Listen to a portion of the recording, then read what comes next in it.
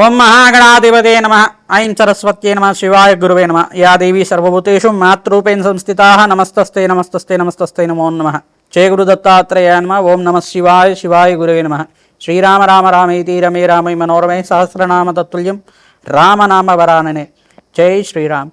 YouTube ప్రేక్షకులకి అందరికీ కూడా నమస్కారం అండి. జయ గురు దత్తాత్రేయాయ నమ. ఈ రోజునంతా కూడా కంటెంట్ చూసుకుంటే నేను పాలపర్తి గురునాథ్ శర్మ ప్రధానంగా మీకంతా కూడా జ్యోతిష్ సంబంధమైన విషయాలంతా కూడా విశ్లేషణ చేస్తున్నాను. ఈరోజు కంటెంట్ అంతా కూడా చూసుకుంటే గోచారీత్యా బృహస్పతి యొక్క మార్పు మే నెల మాసంలో విశ్వ సంవత్సరం ఈ యొక్క విశ్వవసునామ సంవత్సరం వైశాఖ మాసం ఈ యొక్క మే నెల 15వ తారీఖు నుంచి మిథున రాశిలో బృహస్పతికి సంచారం మరియు శుక్రుడంతా కూడా కారకత్వంగా చెప్పడం జరుగుతుంది. శుక్రుడి యొక్క స్థితిగతులు ఏ రకంగా మేషాది ద్వాదశ రాశుల వాళ్ళకి విపరీత రాజయోగాన్ని ఇస్తున్నాయి.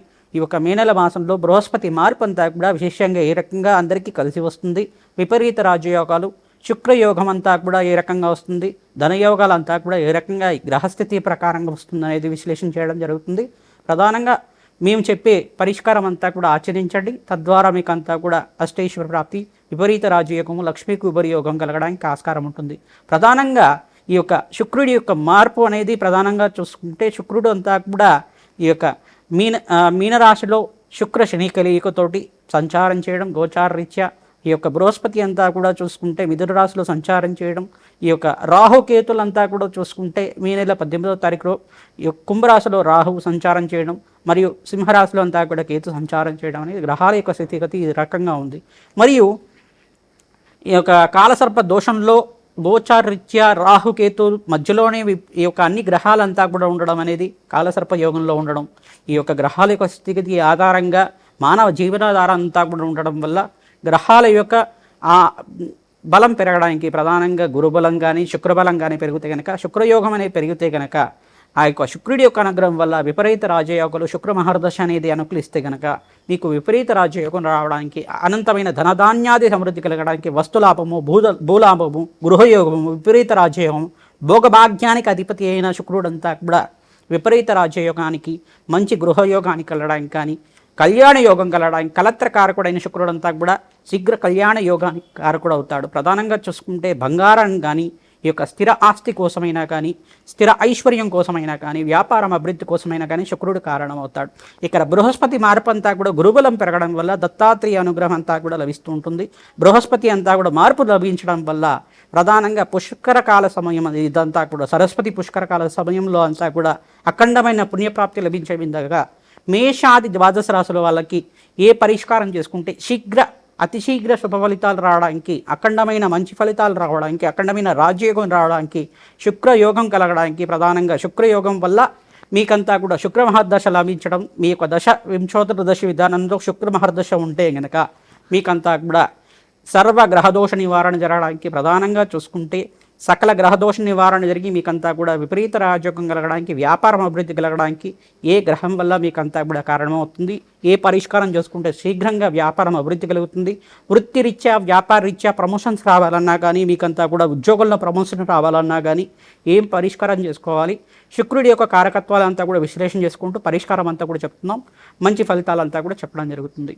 మీనరాశి వాళ్ళకి ప్రధానంగా చూసుకుంటే విశ్వవసునామ సంవత్సరం వైశాఖ మాసం మే నెల 15వ తారీఖు రోజున బృహస్పతి మార్పు ప్రధానంగా మిథున రాశిలో సంచారం చేయడం, శుక్రుడంతా కూడా మీనరాశిలో ప్రధానంగా ఈ యొక్క శనీశ్వరుడితోటి కలయికతో ఉండడం, ఈ యొక్క జన్మస్థ శని దోషం అనేది ప్రధానంగా చూసుకుంటే మీకంతా కూడా శని ఇక్కడ ఏలినాటి శని ప్రభావాన్ని 2వ దోషలు ఇస్తున్నారు మీనరాశి వాళ్ళకి. ప్రధానంగా చూసుకుంటే కీళ్ళ నొప్పులు, కాళ్ళ నొప్పులు కానీ, నడుము నొప్పి కానీ, శిరోభారం అనేది ఉండడం కానీ, కాళ్ళ వాపు అంటే నడిచేప్పుడు కాళ్ళ నొప్పులు ఉండడం, మోకాళ్ళ నొప్పులు ఉండడం అనేది కొంచెం శరీరం బడలికతో ఉండడం రోగకారకత్వంగా చెప్పడం జరుగుతుంది. శని అనేది కర్మఫలదాతమైన గ్రహం.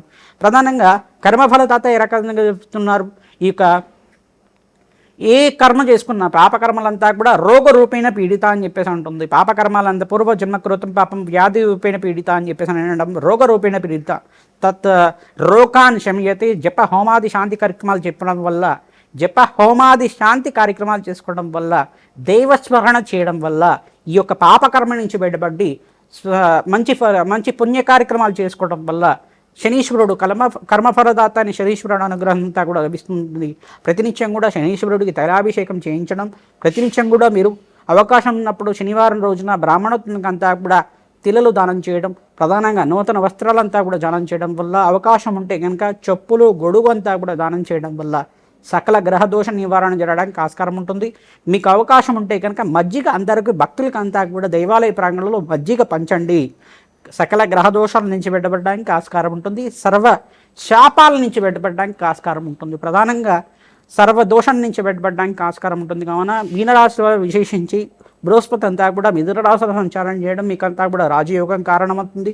జన్మ జాతకంలో ప్రధానంగా కనుక శుక్రుడు ఇక్కడ జన్మంలో శుక్రుడు అంతా కూడా ఉచ్చస్థానంలో సంచారం చేయడం అనేది శుభ పరిమాణం చెప్పడం జరుగుతుంది. మీకంతా కూడా లక్ష్మీ కుబేర యోగం అంతా కూడా లభిస్తూ ఉంటుంది. కానీ ఖర్చులు కూడా పెరుగుతూ ఉంటాయి. ఎందుకంటే ఇక్కడ ఏలినాడి శని ప్రభావం అనేది యాక్టివేట్లో ఉంది కాబట్టి ఏలినాడి శని ప్రభావం వల్ల ధనం వస్తుంది, ఖర్చులు కూడా కనబడుతూ ఉంటాయి.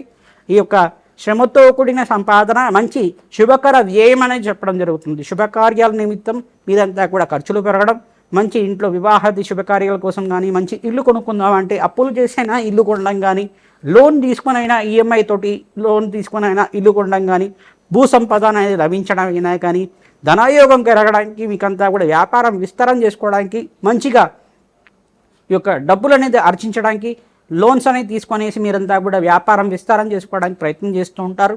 ఇటువంటి పరిస్థితి అంతా కూడా ఉంటుంది.